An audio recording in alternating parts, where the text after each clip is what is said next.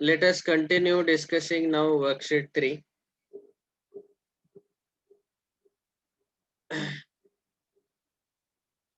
So worksheet 3 का ये सब डिस्कशन हमने ऑलरेडी सिनॉप्सिस 3 कंप्लीट किया है. एक बार क्विक रिकैप. डिफरेंस लेते वक्त हम क्या करते हैं, पहले सेट में प्रेजेंट होने वाले एलिमेंट्स और दूसरे सेट में जो नहीं है वही लेते हैं. सिमेट्रिक डिफरेंस के वक्त दोनों डिफरेंस निकालते हैं, a माइनस बी माइनस ए, और दोनों का यूनियन लेना. कॉम्प्लीमेंट मतलब सेट छोड़ के बचे हुए जो यूनिवर्सल सेट का पार्ट है वो आएगा कॉम्प्लीमेंट में. और ये 5 रूल हमने यहाँ पे देखे थे. एक पांचवा मैंने एक्स्ट्रा यहाँ पे ऐड करके बताया था. यूनिवर्सल सेट का कॉम्प्लीमेंट नल सेट आएगा, नल सेट का कॉम्प्लीमेंट यूनिवर्सल सेट आएगा. Complement of complements is set itself. A union A dash is universal set. और एक एक्स्ट्रा दिया था पांचवा, A intersection A dash is equal to null set. क्योंकि इन दोनों में कुछ कॉमन नहीं रहता है. सेट ए ऐसा आएगा और बाहर वाला ए डैश आएगा. अब ए और ए डैश में कुछ भी कॉमन ही नहीं है, तो इसीलिए नल सेट आएगा. इंटरसेक्शन मतलब common. Okay, so this we have already discussed.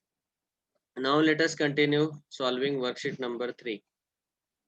इसमें से जो भी स्टूडेंट बेटा आप पिछले लेक्चर्स को अब्सेंट थे, सिनॉप्सिस 3 के डिस्कशन को या ऑपरेशंस आपको अगर पता नहीं है तो मुझे रिक्वेस्ट करो कि सर रिकॉर्डिंग भेजो, तो मैं आपको रिकॉर्डिंग भेज दूंगा.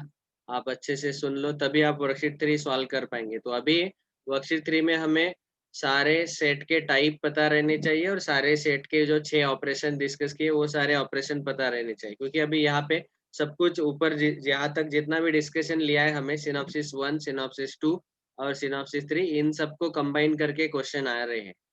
ओके, तो सारे के सारे अब तक के डिस्कशन का डिटेल आपको पता रहना चाहिए. Okay, see now question number 1. Of course मैं ये वर्कशीट आज होमवर्क ही देने वाला हूँ, but I am going to take some questions just for practice. और बाकी पूरा वर्कशीट तो होमवर्क है ही. कुछ जो डिफिकल्ट वाले क्वेश्चन मुझे लगते हैं वही हम प्रैक्टिस करने के लिए अभी क्लास में ले रहे हैं.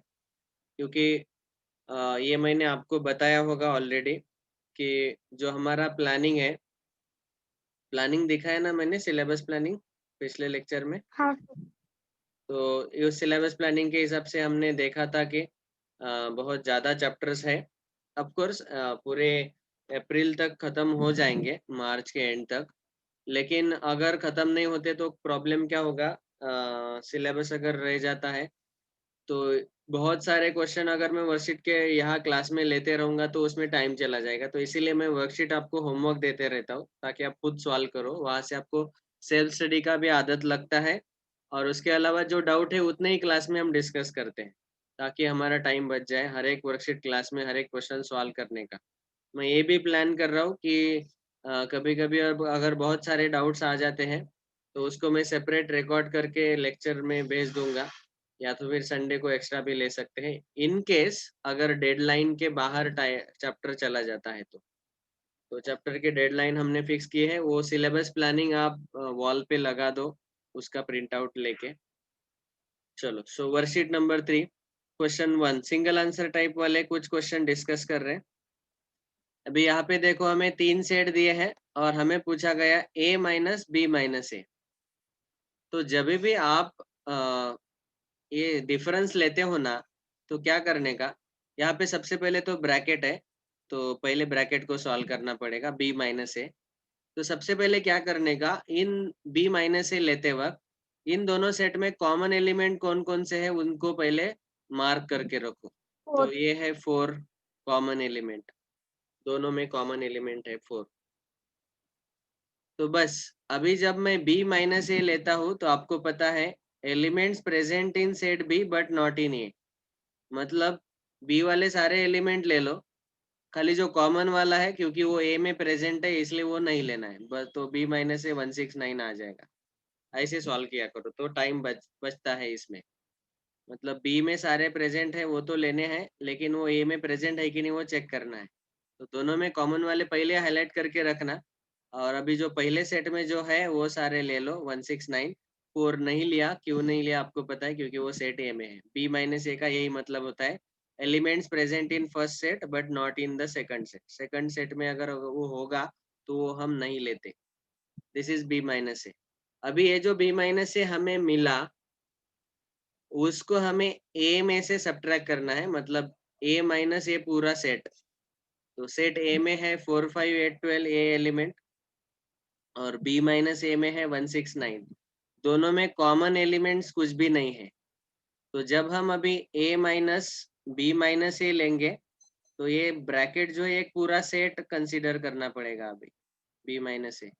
तो पहला सेट ए, इसमें प्रेजेंट होने वाले सारे ले लो और बी माइनस ए में प्रेजेंट वाले होने वाले नहीं लेने हैं। यही मतलब होता है ए माइनस बी माइनस ए का। तो बी माइनस ए में 1 6 9 प्रेजेंट है और सेट ए में 4 5 8 12 प्रेजेंट है। तो यहाँ 4 5 8 12 हम ले सकते हैं, कॉमन तो कुछ नहीं। जो बी माइनस ए में ऑप्शन प्रेजेंट है वो नहीं लेने हैं।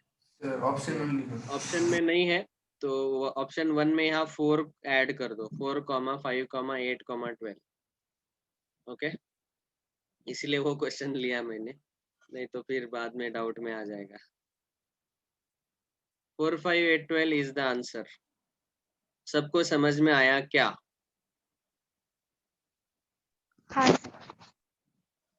ओनली सार्थक सेड यस। बाकी के student, total 10 student. Yes sir.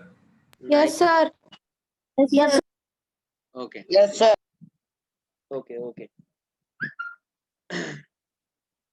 अच्छा, बिफोर आई प्रोसीड फर्दर, आज मैं एक चीज पूछने वाला हूँ। वेरी गुड, समझ में आया सबको? कितने लोगों ने वर्कशीट 2 कंप्लीट किया? अपना हैंड रेज करो। Raise your hand, raise hand का वहाँ पे ऑप्शन है। साक्षी Chauhan completed, yes, she sent me the photos. Samarth Phulpagar, yes. सार्थक now he sent, I think, yes. उसके बाद आदित्य, मैंने 6% किया। आदित्य चौहान ने भी भेजा है। आदित्य चौहान ने भेजा है क्या?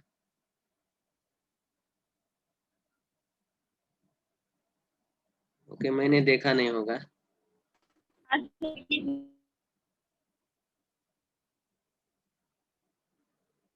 अच्छा, शुभम चौहान ने भेजा है। ओ यस, आई सॉ। ठीक है, बाकी के स्टूडेंट बेटा वर्षा चौहान, वेदांत, आदित्य, आप होमवर्क सॉल्व करो। आज आखिरी दिन था वर्कशीट 2 सॉल्व करने का। इनकेस अगर आपको टाइम नहीं मिल रहा है, मतलब एग्जाम अगर है, तो कल तक कंप्लीट करो। कल तक कंपलसरी कंप्लीट करना है वर्कशीट 2।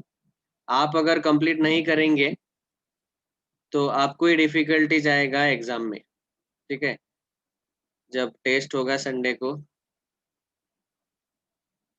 चलो, by tomorrow worksheet 2 should be completed, otherwise I will directly call your parents tomorrow itself. Sir इस संडे एग्जाम है?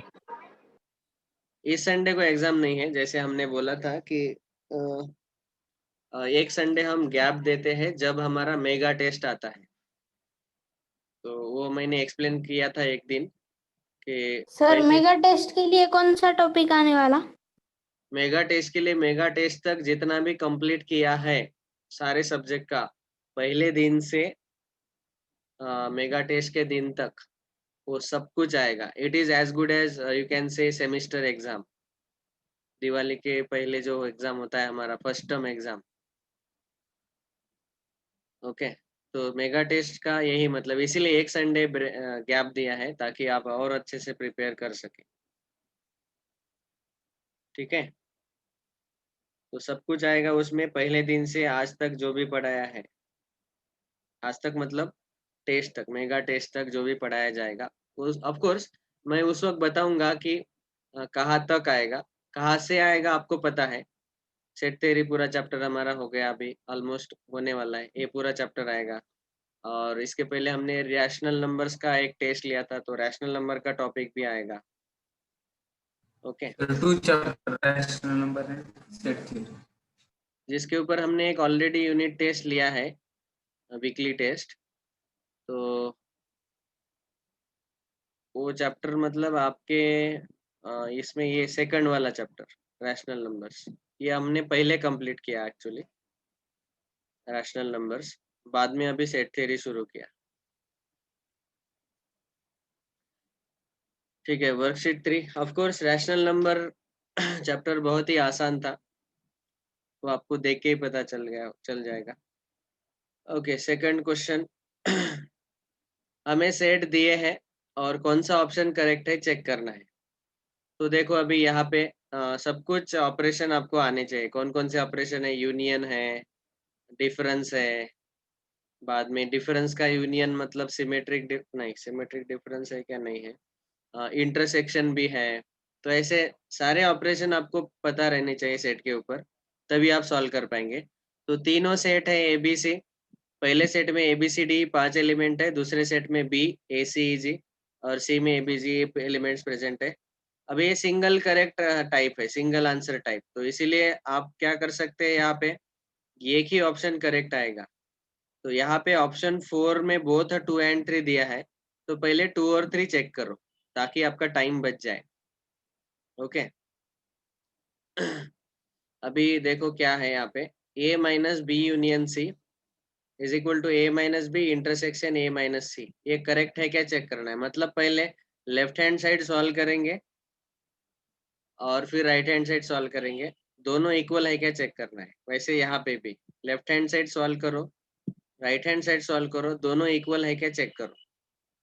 ऑफ कोर्स अभी अगर हम मेथड से जाएंगे तो बहुत लेंदी हो जाएगा ये सॉल्व करना। तो मैं क्या करता हूँ, मतलब क्या करेंगे आप, बी यूनियन सी लेंगे, उसको ए में से सब्ट्रैक्ट करेंगे तो एक सेट मिलेगा, वो लेफ्ट हैंड साइड रहेगा। बाद में ए माइनस बी लेंगे, ए माइनस सी लेंगे और उनका कॉमन लेंगे। So it becomes very lengthy, बहुत लेंदी हो जाता है। तो इस क्वेश्चन को हम क्या करेंगे, डायरेक्ट वेन डायग्राम से सॉल्व करेंगे। मतलब डायरेक्ट जो लेफ्ट हैंड साइड है ऑप्शन 2 में, उसका वेन डायग्राम निकालो और राइट हैंड साइड है उसका वेन डायग्राम निकालो, दोनों इक्वल है क्या चेक करो, बस। ओके लेकिन वो कैसे पता चलेगा? तो वेन डायग्राम पहले आपको क्या करना पड़ेगा, ये जो 3 सेट दिए हैं उन 3 सेट का वेन डायग्राम पहले आपको ड्रॉ करके देखना पड़ेगा। ओके या फिर आपको अगर वेन डायग्राम डिफिकल्ट रखता है क्योंकि यहाँ 3 सेट है, तो 3 सेट वाला वेन डायग्राम बहुत लेंदी लग रहा होगा, तो आप डायरेक्टली सॉल्व करो। तो मैं डायरेक्टली अभी पहले सॉल्व करके दिखाता हूँ। बी यूनियन सी लेना है, तो बी और सी के सारे एलिमेंट कंबाइन करो। तो इसमें सारे एलिमेंट्स कौन कौन से आएंगे, ABC E और G। नेक्स्ट सेट A में है ABCD, तो सेट A में से ये सारे एलिमेंट माइनस करने हैं, बी यूनियन सी वाले। तो A और बी यूनियन सी में कॉमन होने वाले A है, B है, C है, E है। तो ये इसका आंसर आएगा एलिमेंट D। मतलब left hand side, second option का लेफ्ट हैंड साइड का आंसर आया कर्ली ब्रैकेट D, बस। ओके बाद में अभी right hand side A minus B intersection A minus C। तो A माइनस बी अगर लेना है तो पहले A और B में कॉमन एलिमेंट ढूंढो। तो ACE कॉमन है, तो इसका आंसर D आएगा। तो A माइनस बी का आंसर D आएगा, कर्ली ब्रैकेट D। और A माइनस सी का आंसर, A और C में कॉमन क्या क्या है, AB कॉमन है, तो यहाँ पे A माइनस सी में आएगा CDE, ये आएंगे। और इन दोनों का इंटरसेक्शन लेना है, तो फिर से ये भी कर्ली ब्रैकेट D आएगा। इसका मतलब सेकंड ऑप्शन करेक्ट है। अभी बस थर्ड वाला चेक करो, अगर वो करेक्ट आता है तो फिर फोर्थ ऑप्शन हमें टिक करना पड़ेगा। ओके क्योंकि यहाँ बहुत 2 एंड 3 दिया है। तो B इंटरसेक्शन C ले लो पहले। तो B और C में कॉमन क्या क्या है देखो, A कॉमन है बस, सॉरी A और G दोनों कॉमन है, तो A कॉमा G आएगा यहाँ पे। और A में से माइनस करना है, तो इसमें A कॉमन है तो माइनस किया तो BCDE, ये आंसर आएगा। तो यहाँ लेफ्ट थर्ड ऑप्शन में LHS जो है वो आया BCDE। अभी A माइनस बी और A माइनस सी निकालो और उनका यूनियन ले लो। A माइनस बी मतलब हमने ऑलरेडी वैसे वो सॉल्व किया है, वो कर्ली ब्रैकेट D मिला, यहाँ पे लिख दो। और a माइनस सी भी हमने सॉल्व किया है, वो मिला सी डी ई, और इन दोनों का यूनियन लेंगे तो सी डी ई मिलेगा। तो इसका मतलब ए इक्वल नहीं है। ए बी सी डी मिला एक एल एच एस, और R H S C D मिला। चाहे तो एक बार चेक करके देख सकते हैं कि बी आएगा क्या, ए माइनस बी में बी आएगा क्या।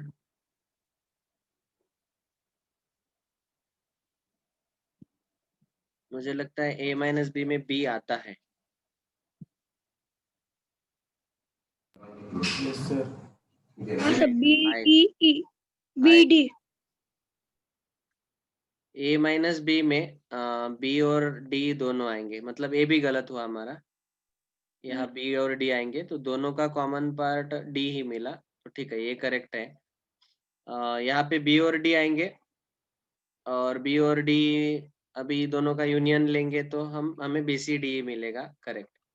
तो ये दोनों साइड इक्वल मिले, मतलब तीसरा भी करेक्ट है, तो fourth option is finally correct. Second और थर्ड करेक्ट है, लेकिन उसको मार्क नहीं करना है, फोर्थ को मार्क करना है, क्योंकि यहाँ बोथ 2 and 3 दिया है। ठीक है, तो ऐसे आपको सॉल्व करके देखना है। अब जब जितना सॉल्व करेंगे सब्ट्रैक्शन, यूनियन, इंटरसेक्शन, उतना आपका प्रैक्टिस होगा। So this whole exercise is homework, worksheet number 3। इसमें से जो मुझे एक्सप्लेन करना था वो वाले क्वेश्चन ही मैं बताता हूँ। मुझे बस ये इतना एक्सप्लेन करना है 13 वाला, क्योंकि इसमें कॉम्प्लीमेंट जो है ए इंटरसेक्शन भी ब्रैकेट डैश लिया है। तो ब्रैकेट डैश मतलब पहले इंटरसेक्शन निकालो और उसका कॉम्प्लीमेंट लेना है। तो ये ऐसा हमने कभी ऐसे वाले क्वेश्चन सॉल्व नहीं किए, इसलिए मैं ये वाला बी और सी डिस्कस करता हूँ। बाकी के सारे आपको पता है कैसे सॉल्व करने हैं। फिर भी डाउट आते हैं तो कल का लेक्चर है, कल के लेक्चर में हम डिस्कस करने वाले हैं। ठीक है, अभी देखो, A intersection B bracket dash, ये हमें फाइंड करने को बोला। सेट ए जो है, it is set of all elements x such that x is a factor of 12। तो 12 के फैक्टर कौन कौन से आएंगे? 1 2 3 4 6 and 12. B is the set of all factors of 16. 1 2 3 sorry 4 8 and 16 ये आएंगे। अभी हमें क्या बोला गया? ये इंटरसेक्शन बी ब्रैकेट डैश लेना है। तो पहले ए इंटरसेक्शन बी निकालो, मतलब दोनों में कॉमन एलिमेंट्स निकालो। 1 आएगा, 2 आएगा, 4 आएगा। 1 2 4, ये 3 एलिमेंट कॉमन है। और उसका डैश, डैश मतलब कॉम्प्लीमेंट। कॉम्प्लीमेंट लेने का मतलब क्या है? ये इंटरसेक्शन बी ब्रैकेट डैश का मतलब है कि ये इंटरसेक्शन बी में जो एलिमेंट्स है वो छोड़ के जो बचे हुए यूनिवर्सल सेट में है वो सारे लेने हैं। मतलब यूनिवर्सल सेट में से ये जो 1 2 4 है ये छोड़ के बाकी के सारे लेने हैं। तो 3 5 6 7 8 9 10 12 14 16, 3 5 6 7 8 9 10 12 14 16, ऑप्शन 3। तो इसका आया थर्ड। सबको समझ में आया कि नहीं?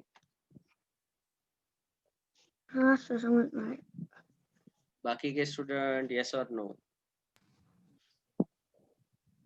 Yes. Sir, हाँ ठीक है, यस बोला ना सब लोगों ने, मुझे सुनाई दिया। sir, next. in that, if in universal set, if any factor of 12 is not given, then we cannot take in A also. हाँ, actually we can do that, actually that is the case, we have to do that. ऐसा नहीं हो सकता फिर universal set में अगर वो नहीं है तो सेट ए में भी कैसे आएगा? करेक्ट पूछा आपने। यूनिवर्सल सेट में सब कुछ होना ही चाहिए, जो सेट ए में है सेट बी में है। ऑलरेडी यूनिवर्सल सेट में नहीं है तो भी सेट ए और बी में नहीं ले सकते। ओके, ये यूनियन बी ब्रैकेट डैश। तो पहले ये यूनियन बी निकालो। तो ये यूनियन बी निकालेंगे तो आपको सेट ए, ये जो एलिमेंट्स है, और सेट बी के ये जो एलिमेंट्स है उनको सबको ऐड करो, जोड़ दो। तो क्या क्या आएंगे देखो, 1 2 3 4 6 8 12 और 16, ये सारे आएंगे। तभी ये यूनिवर्सल सेट में से ये छोड़ के इसका डैश लेना है ना, यूनियन का डैश कॉम्प्लीमेंट। तो ये सारे छोड़ के बचे हुए जो यूनिवर्सल सेट में है वो लेने हैं। तो 1 2 3 4 6 8 12 16 ये छोड़ के बचे हुए कौन से हैं अभी? 5 7 9 10 14। So option is नहीं. Sir, that 11 and 15 extra given. Yes, sir. 5 7 And 13 also extra. 9 Sir, the fourth option Sir, fourth one, option fourth. 11, 13, 15 extra given, sir. Yes. क्या दिया एक्स्ट्रा उन्होंने? 11 एक्स्ट्रा दिया और 13. 13, 15. 13 और 15 एक्स्ट्रा दिया। ऐसा कर सकते हैं, या तो फिर आप क्या करो, सीधा सीधा 6th वाला ऑप्शन लिख लो। यहाँ पे 6th वाला ऑप्शन लिख लो। ये 5 7 9 10 14 ये 6th वाला लिख लो और इसका आंसर आएगा 6।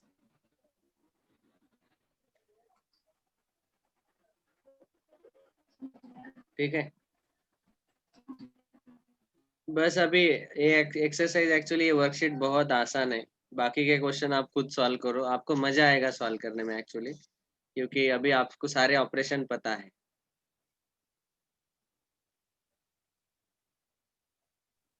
I have one question in worksheet 2. हाँ, Sir, that 27 question, value of B only not given. वो मैंने बताया ना रे बेटा।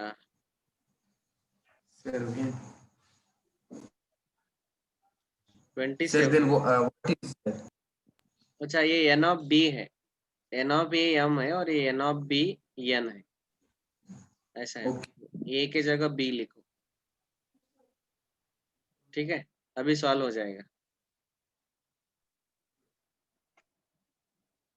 Next, so worksheet 3 today's homework, please solve it nicely, and if any doubts, tomorrow sir जिंदाबाद, sir लेंगे doubt class में, ठीक है। नेक्स्ट, सिनॉप्सिस 4 आज हम स्टार्ट करेंगे। बहुत आसान है, ये वेन डायग्राम के ऊपर है, और आपको अगर ऑपरेशन अभी पता है सारे 6 ऑपरेशन, तो बस आपको ये वेन डायग्राम इजीली समझ में आ जाएगा। ऑपरेशन का मीनिंग पता रहना चाहिए। यूनियन मतलब सेट को जोड़ना, इंटरसेक्शन मतलब सेट के कॉमन लेना, सब्ट्रैक्शन मतलब पहले सेट में से दूसरे सेट को घटाना, रिमूव करना, और कॉम्प्लीमेंट मतलब सेट छोड़ के बचे हुआ यूनिवर्सल सेट का पार्ट लेना, ऐसे। So if you know the operations, Venn diagrams are very very easy.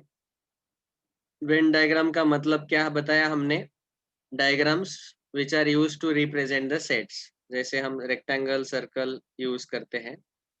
अभी यहाँ पे उन्होंने यूनिवर्सल सेट के लिए ये साई वाला नोटेशन यूज किया। ये जो नोटेशन है, ये ग्रीक लेटर है साई, इसको हम बोलते हैं साई, एस वाई साई। तो हम ये नोटेशन यूज नहीं करेंगे अभी, फिलहाल उन्होंने जेरोक्स में दिया है इसलिए ठीक है, यूनिवर्सल सेट को साई नोटेशन लिया, लेकिन हम generally capital you he use करते हैं। और 11th स्टैंडर्ड में और JEE लेवल के सारे बुक्स में कैपिटल यू और कैपिटल एक्स ही यूज किया है। ये साइन नोटेशन बाद में इंजीनियरिंग में आएगा आपको, if you are going to be an engineer. लेकिन अभी यहाँ जेरोक्स में दिया है तो वो समझ लो कि वो साइज जो नोटेशन है वो यूनिवर्सल सेट का है। हाँ, उसको भूलना नहीं, छोड़ना नहीं। ऑल राइट, तो ये याद रखो। अभी इन्होंने यहाँ पे क्या बोला देखो नोट में, कि ये जो वेन डायग्राम है वो क्या करते हैं, सेट और डायग्राम्स इनका रिलेशन बनाता है। बाद में universal set we generally represent by rectangular region, and each subset is represented by closed bounded figure placed within this rectangular region। मतलब यूनिवर्सल सेट ऐसा रेक्टेंगल आएगा और उसके अंदर बाकी के सारे सबसेट आएंगे, वो ऐसा उन्होंने नोट में दिया है। अभी यहाँ पे उन्होंने जो बचे हुए ये जो बाकी के कितने पॉइंट है, 5 पॉइंट है लगता, लगभग कितने पॉइंट्स है, यस 5 पॉइंट्स आर देयर। तो ये बाकी के सारे 5 पॉइंट में उन्होंने आपको वेन डायग्राम ड्रॉ करके दिखाए अलग अलग केसेस के। तो अभी पहला केस जो है इसमें उन्होंने बताया कि ये जो साय है मतलब वो कैपिटल यू ले सकते हैं हम, वो यूनिवर्सल सेट दिया हुआ है, और एक सेट ए है जो कि प्रॉपर सबसेट है यूनिवर्सल सेट का, मतलब सेट ए जो है वो कंप्लीटली इनसाइड यूनिवर्सल सेट रहेगा ऐसे। तो ये जो बड़ा वाला रेक्टेंगल है वो हमारा यूनिवर्सल सेट आएगा, जिसको उन्होंने साई से डिनोट किया। ऑफ कोर्स जब आप यूनिवर्सल सेट को ऐसा लेते हैं रेक्टेंगल, तो ये जो कैपिटल यू है वो आप सेट के बाहर लिख सकते हैं। ये भालचंद्र अपना वीडियो ऑफ करो और अच्छे से बैठो ना, कैसे बैठ रहे यूनिवर्सल सेट यूनिवर्सल सेट का जो कैपिटल यू है ऐसा बाहर लिख सकते हैं, या तो फिर ऐसा अंदर भी लिख सकते हैं, दोनों तरीके सही है। ठीक है, यू लिखो या फिर ये साई लिखो ऐसे। और ये जो सेट ए है ये भी सर्कल के अंदर लिखो या सर्कल के बाहर लिखो, उससे कोई फर्क नहीं पड़ता। ऑफ कोर्स कभी कभी वो सर्कल के अंदर लेते हैं, कभी कभी बाहर लेते हैं, लेकिन जनरली हमारे जो महाराष्ट्र बोर्ड का स्टैंडर्ड है वो जनरली सर्कल के बाहर ही लिखते हैं, या तो रेक्टेंगल के बाहर ही लिखते हैं ऐसे। ये स्टैंडर्ड यूज किया गया है महाराष्ट्र बोर्ड के टेक्स्ट बुक में, तो वही स्टैंडर्ड हम भी फॉलो करेंगे। तो किसी भी सेट को डिनोट करते वक्त सर्कल के बाहर लिखेंगे ऐसा, सेट का जो नाम है। तो दिस इज सेट ए, और ये यूनिवर्सल सेट, और ये जो है इतना ये पार्ट ये आएगा ए डैश, सर्कल के बाहर वाला। ओके, तो ये ए डैश बोल सकते हैं। ऑफ कोर्स यहाँ पे उन्होंने सर्कल के अंदर लिखा कैपिटल ए, सर्कल के बाहर ए डैश आएगा, और ये यूनिवर्सल सेट। ठीक है, नेक्स्ट ये हमने ऑलरेडी देखा था। बाद में अभी यहाँ पे क्या दिया है, A is a subset of B and B is a proper subset of universal set। मतलब A जो है वो B के completely अंदर लिखा है, ड्रॉ किया है। A जो है ये सबसेट है, क्योंकि इसका मतलब A के सारे एलिमेंट सेट B में प्रेजेंट है और B यूनिवर्सल सेट के अंदर प्रेजेंट है। तो ऐसा डायग्राम आएगा, set A, set B and universal set. अभी इन्होंने इसी केस में इन चारों के डायग्राम ड्रॉ करके दिखाए, A union B, A intersection B, A minus B and B minus A. इसी केस में कौन सा केस है ये, यहाँ पे ए जो है कैपिटल ए बी का सबसेट है, या तो आप ऐसा भी बोल सकते हैं प्रॉपर सबसेट है, क्योंकि इस केस में बी में कुछ एक्स्ट्रा एलिमेंट्स भी हमें दिख रहे हैं, क्योंकि बी का सर्कल बड़ा है, तो दोनों इक्वल नहीं है दोनों सेट। तो A is a proper subset of B, ऐसा भी आप बोल सकते हैं डायग्राम देख के। ओके अभी पहला है A यूनियन B। तो जब A यूनियन B लेते हैं तो A और B दोनों सेट वाले सारे एलिमेंट लेने पड़ेंगे। तो इन्होंने हाईलाइट करके दिखाया हमें, तो हाईलाइट करके फाइनल आंसर क्या मिला, सेट B। क्योंकि आप ही देखो सेट ए और सेट बी दोनों के सारे एलिमेंट कंबाइन करेंगे तो सारे बी के ही एलिमेंट्स आएंगे यूनियन में। तो ये याद रखना है, जब एक सेट दूसरे सेट का प्रॉपर सबसेट रहता है या सबसेट रहता है, तो बड़ा वाला सेट जो है वो यूनियन का आंसर आता है, और इंटरसेक्शन का आंसर छोटा वाला सेट आएगा। ये गलत दिया है, इंटरसेक्शन का आंसर सेट ए आएगा। कॉमन पार्ट दोनों का, इंटरसेक्शन मतलब कॉमन, ये गलत है, इसको चेंज करो, कैपिटल ए आंसर आएगा। सो therefore we can write here set A is the answer of A intersection B। मतलब जो छोटा सेट है वही तो कॉमन एलिमेंट्स आएंगे ना दोनों सेट में, तो इसीलिए A intersection B set A मिलेगा। हाँ, छोटा सेट माइनस बड़ा सेट वो नल सेट आएगा, क्योंकि छोटे में से बड़े को सब्ट्रैक्ट करेंगे आप, तो it is not possible. Elements present in A but not in B, ऐसे कोई भी एलिमेंट नहीं मिलेंगे आपको। ए में प्रेजेंट है बट बी में नहीं है, तो ए के सारे एलिमेंट बी में प्रेजेंट है, इसका मतलब इस सेट में कुछ भी नहीं आएगा, नल सेट। सबको समझ में आ रहा है?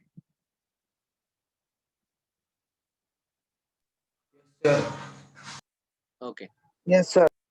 बी माइनस ए, तो बड़ा वाला सेट माइनस छोटा वाला सेट, तो बी में से छोटा वाला सेट हटा दो, तो इसीलिए बस ये बाहर वाला पार्ट हाईलाइट कर दिया उन्होंने। ऑफ कोर्स इस बाहर वाले पार्ट को हम कुछ नाम नहीं दे सकते, इसीलिए उसको बी माइनस ए ही रखा उन्होंने।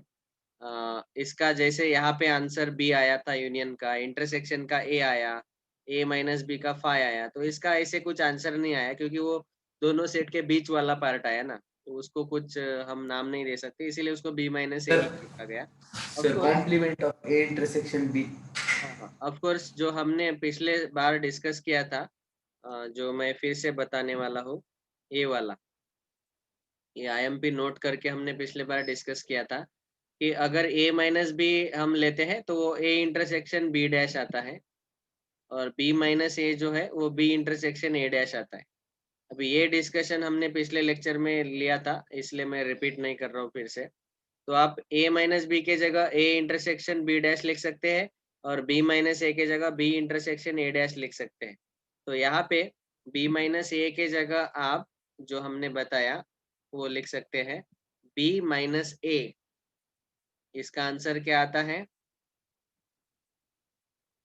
बी इंटरसेक्शन ए डैश, ये आता है। और ए माइनस बी, इसका आंसर क्या आता है? A intersection B dash. जो सब्ट्रैक्ट कर रहे हैं ना, उसका डैश ले लो, और ए पहला जो वाला ए एज इट इज लिखो, और बीच में आएगा इंटरसेक्शन, ऐसा याद रख सकते हैं। सो ये हुआ दूसरा case. Sir, but if we take A intersection B dash, then it is coming that outside part, not phi.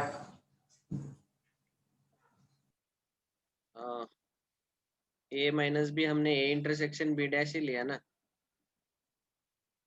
देखो बी डैश का मतलब है बी छोड़ के बचा हुआ, देखो ये यहाँ पे दिखाया है बी डैश, बी छोड़ के बचा हुआ सारा, उसमें ए वाला ए पार्ट भी आएगा। अभी इस बी डैश का इंटरसेक्शन ए के साथ लेना है, तो वो कौन सा पार्ट आएगा? ए वाला, जो कि बी डैश का ए के साथ इंटरसेक्शन लिया तो ये इतना पार्ट आएगा, तो वो है क्या है? ए माइनस बी है। समझा ना? Sir, means that complement is for only B, yes, not both. A intersection B dash, तो बी का ही कॉम्प्लीमेंट है। ओके, ऑफ कोर्स एक कॉम्यूटेटिव प्रॉपर्टी आप याद रख सकते हैं कि आप उल्टा भी ले सकते हैं। यूनियन के केस में बी डैश यूनियन ए ले लो, या ए यूनियन बी डैश ले लो, वैसे ही ये इंटरसेक्शन बी डैश ले लो, या बी डैश इंटरसेक्शन ए ले लो, दोनों का आंसर सेम ही आता है। कॉम्यूटेटिव प्रॉपर्टी यूनियन के केस में और इंटरसेक्शन के केस में, ठीक है। बाद में तीसरा वाला जो डायग्राम है, represent two intersecting subset of universal set, तो इंटरसेक्ट होने वाले दो सबसेट उन्होंने दिखाए, ए और बी। अभी ये 4-5 डायग्राम उन्होंने दिखाए यहाँ पे, टोटल 6 डायग्राम। तो पहला है ये यूनियन बी, तो ये यूनियन बी मतलब सब कुछ लेते हैं हम, ये ए माइनस बी इतना पार्ट आता है। बाद में ए इंटरसेक्शन बी, बाद में बी माइनस ए, ये हमने ऑलरेडी देखा है तो इसलिए मैं फास्ट जा रहा हूँ। बाद में A union B bracket dash, मतलब यूनियन वाला छोड़ के बचा हुआ यूनिवर्सल सेट का पार्ट हाईलाइट होगा। ये इंटरसेक्शन बी मतलब कॉमन वाला पार्ट, उसका डैश, तो कॉमन वाला छोड़ के बचा हुआ हाईलाइट हो जाएगा। तो ऐसे हम ड्रॉ कर सकते हैं। बाद में डिसजॉइंट सेट ऐसे अलग अलग आएंगे। इन दोनों डिसजॉइंट सेट का यूनियन लेंगे तो दोनों सेट हाईलाइट होंगे, दोनों को ऐड करना है। दोनों में कॉमन पार्ट तो कुछ नहीं आएगा, नल सेट आएगा। ए माइनस बी लेंगे तो ए आएगा, ये हमने ऑलरेडी क्लास में डिस्कस किया है। बी माइनस ए का आंसर बी आएगा, बी में प्रेजेंट होने वाले ए के छोड़ के तो खाली बी सेट आएगा। और बाद में तीन सेट को अगर ऐसे रिप्रेजेंट करना है तो हम ऐसे लिखते हैं, तीनों सेट, ऑफ कोर्स तीनों यहाँ इंटरसेक्टिंग दिखाए गए। तीनों का यूनियन जो है वो ऐसे हाईलाइट होगा, तीनों का जो कॉमन पार्ट है ये आएगा। बी इंटरसेक्शन सी जो है, बी और सी का जो कॉमन पार्ट है उसके साथ ए का यूनियन लिया तो ये वाला आएगा। और A intersection B union C, तो बी यूनियन सी ये आएगा पूरा, उसका ए के साथ कॉमन इतना ही आएगा। ऐसे तो डायग्राम देख के आपको समझ में आता है। वर्कशीट 4 अगर आपको टाइम रहता है तो वर्कशीट 4 सॉल्व करो, बहुत इजी है, ठीक है। वर्कशीट 3 और वर्कशीट 4 आज के होमवर्क, कल तक ट्राई करो, जिनको एग्जाम है आप मंडे तक सॉल्व कर सकते हैं। बाकी के स्टूडेंट कल तक सॉल्व करो वर्कशीट 3 एंड वर्कशीट 4। बहुत ही आसान है वर्कशीट 4। वर्कशीट 4 खाली वर्कशीट में ही सॉल्व करना है, नोटबुक में नहीं।